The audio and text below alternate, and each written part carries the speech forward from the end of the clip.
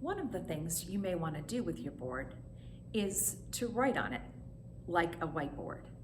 And in order to do that, I'm going to show you what app you're going to need.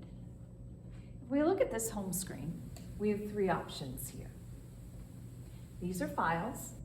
These are apps because this is actually an Android device. And right here is called S-Write, and that's your interactive whiteboard. So you open S-Write. Your board came with 2 pens. The pens are stored by a magnet on the front of your screen. It doesn't matter which pen you choose to use. There's a thin point and there's a thick point. And you can control how each one of these operate. Down at the bottom of your S-Write board, you will find options along the bottom of the screen. The first one looks like a paint can, and that is your background. So you have different color choices. All will have the grid, all of the colors have the grid in the back. It really helps when you're doing math or handwriting, and they're very faint, so they really don't take away from the effect of what you're drawing on the board. You go with any number of colors. It also comes with some sports backgrounds if you happen to be coaching. It also comes with lined paper background, which may come in very handy. Or if you're a music teacher.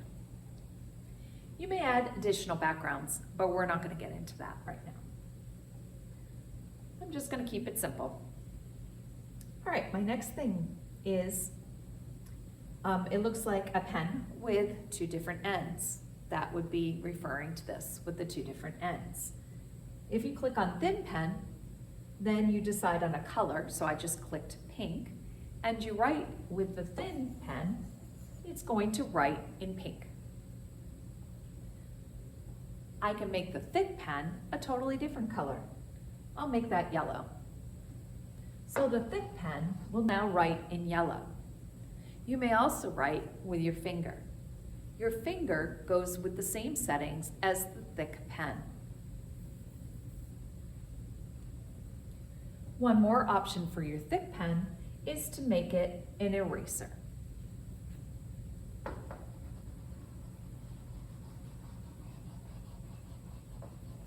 So this is more for erasing things that are small bits. Sometimes you might get your thick pen writing like your thin pen. That just means you're catching an edge and you're not going fully thick on it. See, if I go straight on, it's thinking I'm thin pen. But if I make it a bit bigger, if I get more surface area on there, it'll erase. And of course, my finger will also work as the thick pen.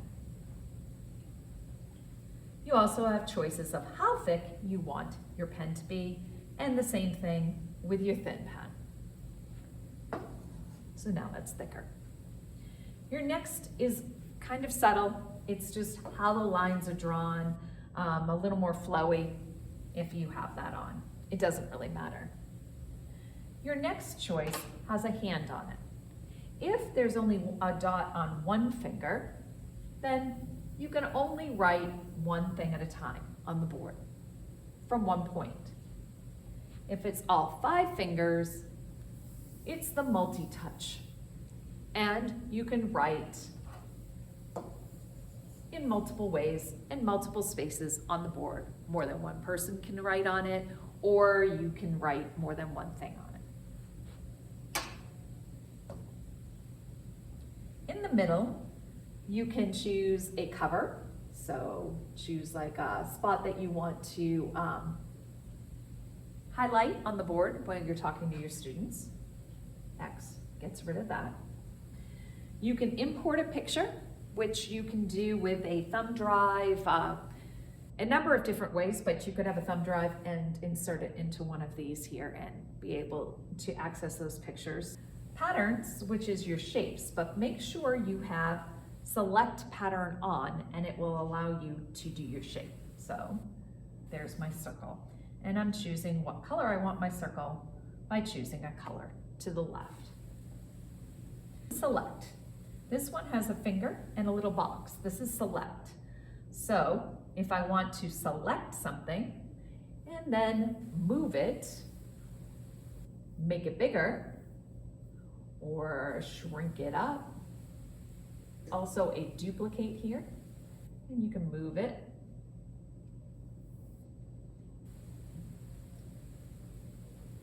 You can undo something,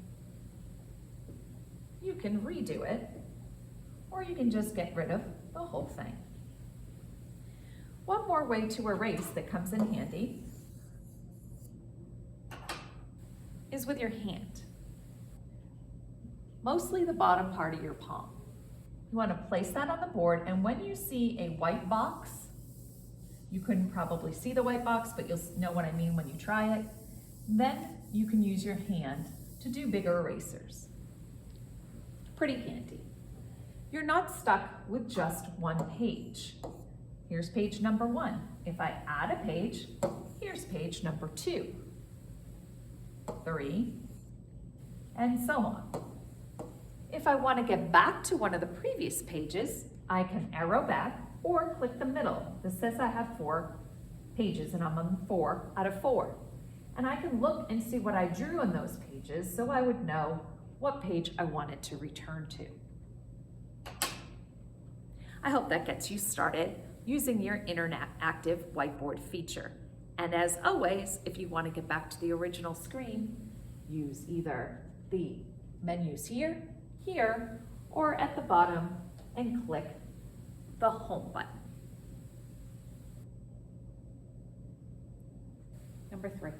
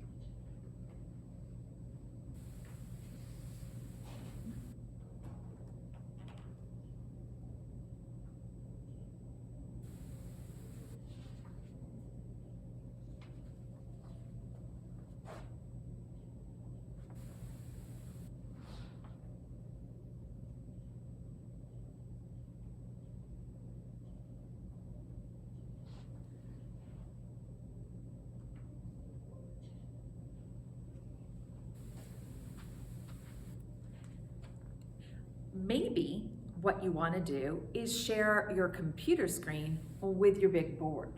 So you want to look at whatever's on your computer screen up here, like a projector. So this is how we're going to go about doing it this time. There are a couple of different options. You can hardwire your computer in using the HDMI cord, or you can use an app called eShare. We're going to start hardwiring it in.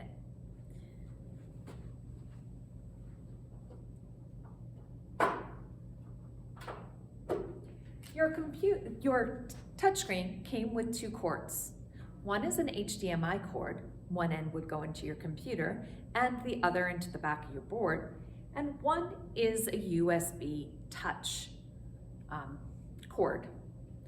This end that looks like it went into a printer is going to go into the board. The other side is a USB, and that will go right into your computer. I'm going to go ahead and connect my computer.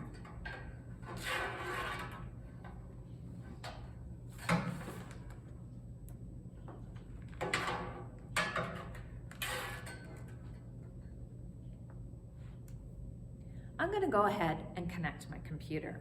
The USB,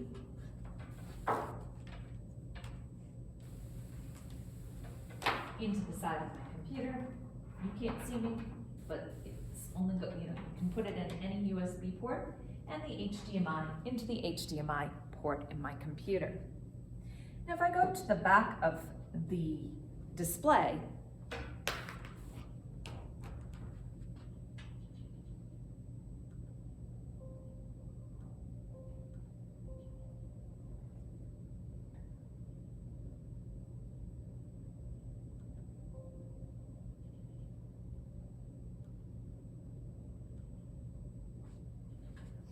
and if I take these ends and go to the back of my display or the front of my display, because there are ports here too, I'm going to insert the HDMI. And then, so that I can use the touch feature, I am going to insert the touch USB. There are other ports in the back of your board, and you may find them a lot more convenient when you're teaching so you don't have cords in the front of your device. Just for ease sake, I put it in there. Now it's a touch screen computer, or I'm operating my computer by touch screen here. This is what my desktop looks like on my computer. So if I open Google Chrome, it comes up on my screen here. I can use my finger to operate anything I need to here. If I touch up here and I need to type, then I'm going to need to type something.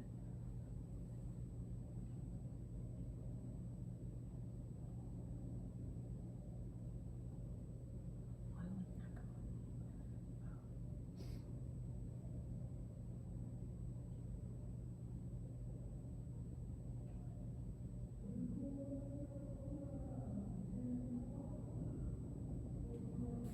So if I need to type, I have no way of typing on this. So what I'll need to do is go to the computer and operate it, or put my computer in tablet mode. Let's just say I went to my computer and we went to video. I typed it in here, it came up here. If I put my computer in tablet mode, then I could operate the keyboard up here. But I may have no need for that. One wonderful thing here is I can write over the top of this. If I pick up my pen and start playing with it, I'll think, no, I can't write on the top of this. You need to go to your menu here on the side, and you will choose the right little piece of paper with a pencil on it. Once I do that, I can write over the top. Now, if I want to change the color, it's pretty much the same menu as it was on the S right. Very similar anyway. So I can choose what color I want to write in. I can choose the thickness of my pen. I can choose how my thick pen operates, but I don't get the erase option. Now, I have a couple of different options that appear here. If I click on here on the board, it looks like a board, I will jump back to my S right board, and I don't really want to do that right now. If I click on the arrow, my writing disappears for the time being, and now it allows me to go back and click on things. Let's show you, let's see. New tab. Now I can click again. If I click on that arrow again, my writing returns. If I want to get rid of that, I go to the trash and say, okay, or I can erase using my hand or undo button. While I'm in the write mode, I can't click on anything. So again, I have to go to my arrow, and then I can click once again. I can use my pen to click, or I can use my finger. It doesn't matter. So that's one way to share your screen. In the next video, I'm going to talk about using an app called eShare to share your screen.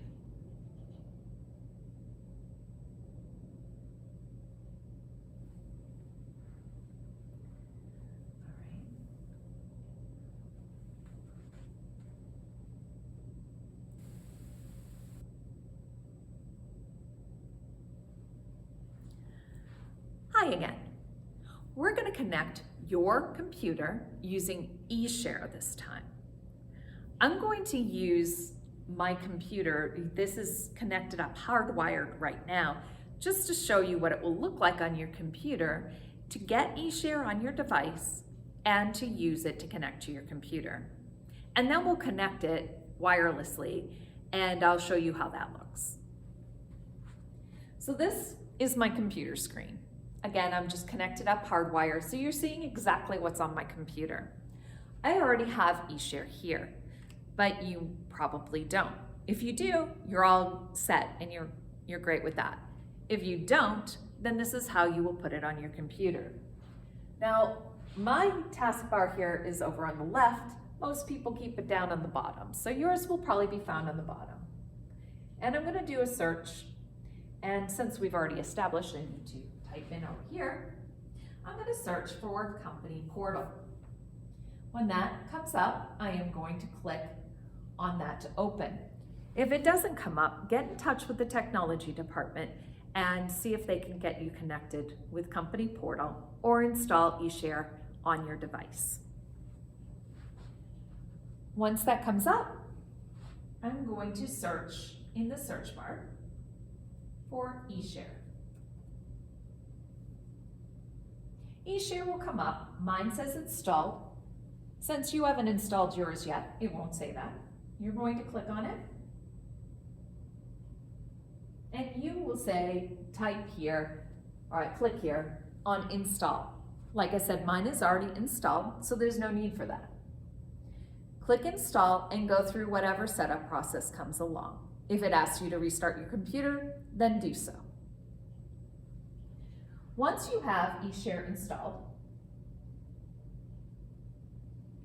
you're going to open up eShare on your computer. And it will look like something like this. You may not see anything here. You may see a lot of things here. It doesn't matter at this point. The first thing I want you to do is name your eShare. So you're going to go to settings if it doesn't prompt you to do so. If it prompts you, then do it on prompt. And then put in a name. I put mine as McCorkle. So if I'm connecting to a board, it will be clear because it will send up a message that McCorkle is connecting to the board. Then I'll know it's me, and other people will know it's me connecting to the board. I will type that and then say, okay. The next thing that you're going to do is name your board. So I'm going to disconnect my computer from this for a moment.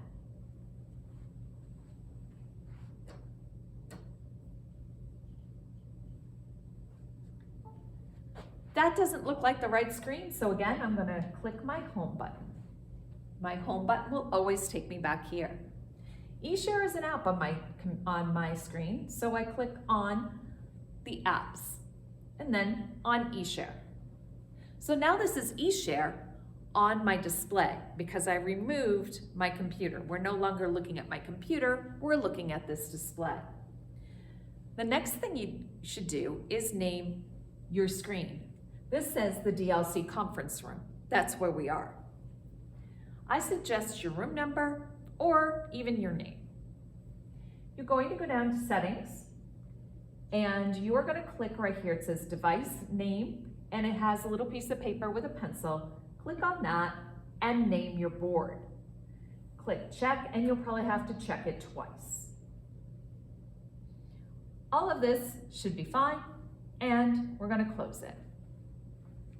Now I'm ready to connect my computer to my display. My display has an IP number that is shown here. I've also named it. So I have a couple different options on connecting to my board. I'm going to insert a video here that shows you from my computer what it looks like. But I'm gonna go over and go ahead and do that, but it's gonna be off screen.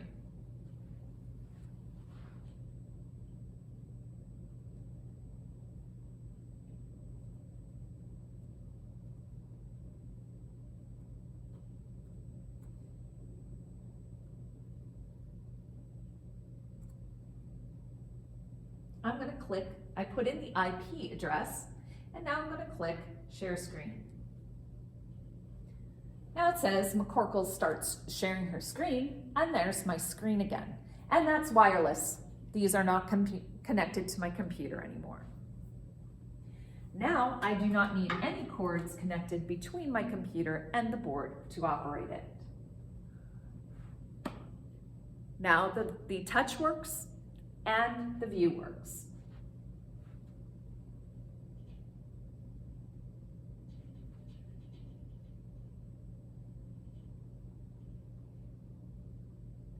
Again, I can't type, but having access to my screen here, if you look on the bottom right, there's a little keyboard. I'm gonna click on the keyboard.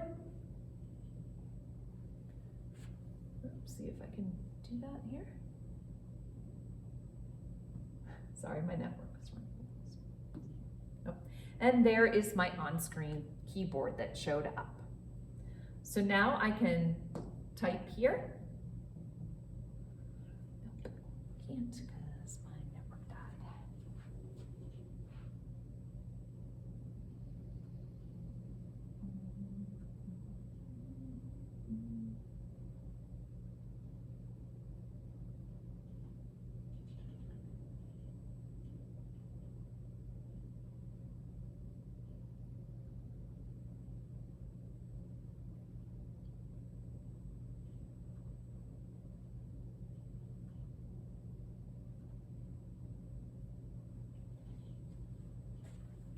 Our network has been a little glitchy lately, and it is possible that could knock you off if there's problems with the network.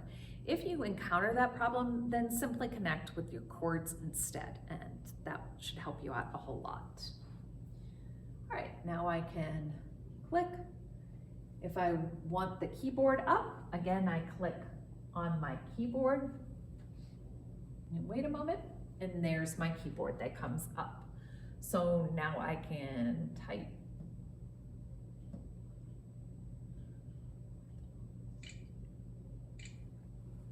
And enter.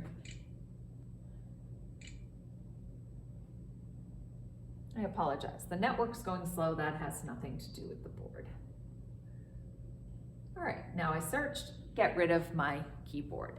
I can still write on top of that the same way by accessing it with the arrows, the piece of paper with the pen, and I can draw. Circle. I can undo, I can redo, and if I want to go back to just touching the board, I click on the arrow and it returns me to a spot where I can actually just go ahead and go back to clicking. If I want my writing to return, then I click on the arrow again and my writing returns. If I want to get rid of that, then I hit the trash can and say okay, and I can start again. I hope that helps you connect with eShare to your board, which is a very convenient thing. You don't have to have your laptop really close to your board. You can be on the other side of the room and perhaps at the back of the classroom, where you can keep an eye on what your student needs are and what they're doing on their computers if they need help getting to the appropriate website or what have you. Just a good classroom management idea.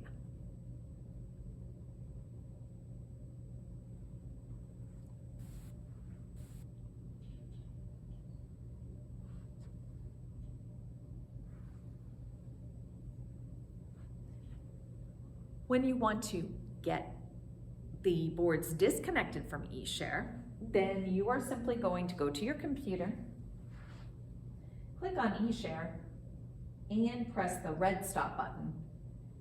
And once you do, it should stop sharing your screen. Once you stop sharing your screen, then the board will go back to one of two places. It will either say nothing's connected, in which case you press home, or you press the home, or it will bring you to the home. Right now it's acting a little slow. Let's just see if we can bring it home. So I'm gonna find one of my home buttons and I'm back to home. Home is great, always brings you back to a place you know where to go.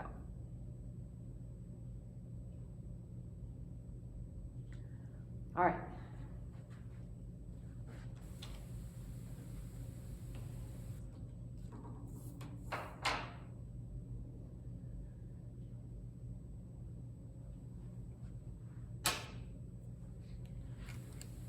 My last video here is going to be about getting your Windows machine going on your board. Your Windows machine. There are two computers connected to this display. One is smaller and internal, and it's the Android operating system that works on that. That allows us to do all of this. But there's a Windows module that's attached to the back of this, which is so super handy. Let me show you how to let's start with accessing it.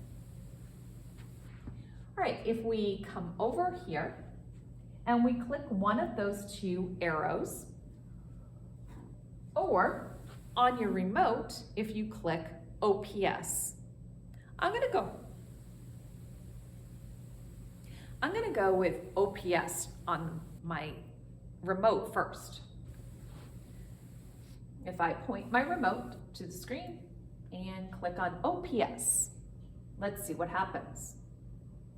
At first it flashed this, there's no signal. Be patient. This is like turning on your computer in the morning. In fact, it's exactly like turning your computer on in the morning. You know, it spins, and it thinks about starting.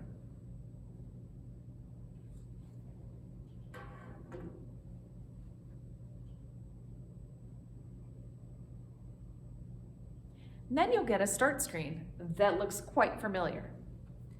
Here, if we tap it, your sign-in doesn't come on. However, if I do a quick from the bottom up, I'm gonna swipe bottom up, I get my login, just like on my computer. I'm not gonna show you my password though, but once I get my password in, I'm going to hit this arrow and then log in.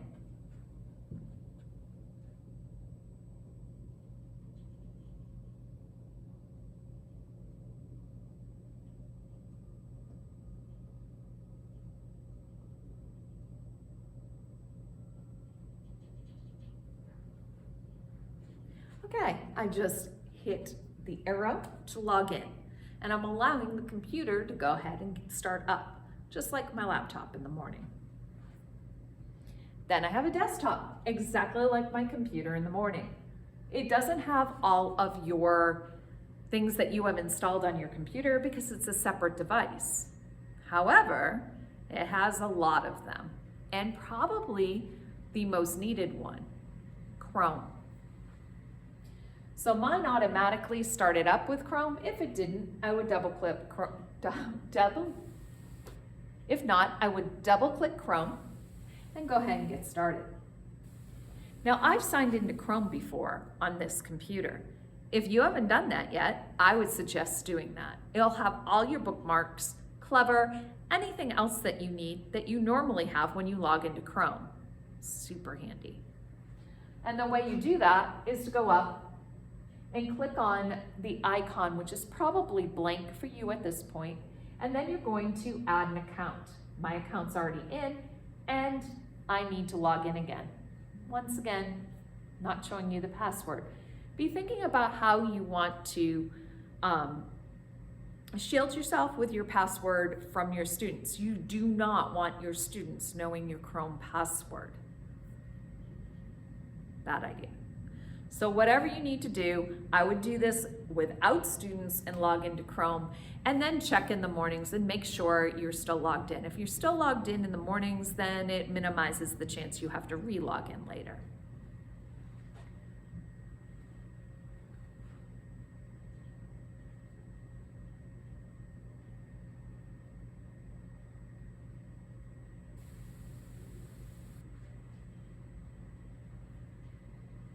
Once we're into the Windows computer, one thing you will have to do in order for the keyboard to show up is to put this in tablet mode. Down in the lower right, it's something that looks like a speech bubble. It looks a little more squared off than a speech bubble, but it looks like a speech bubble. You're going to click on that, and you are going to find tablet mode right over here. All right, now I'm done with that. I'm going to collapse it down here, click off of it. Now when I click in a field, then I get a keyboard.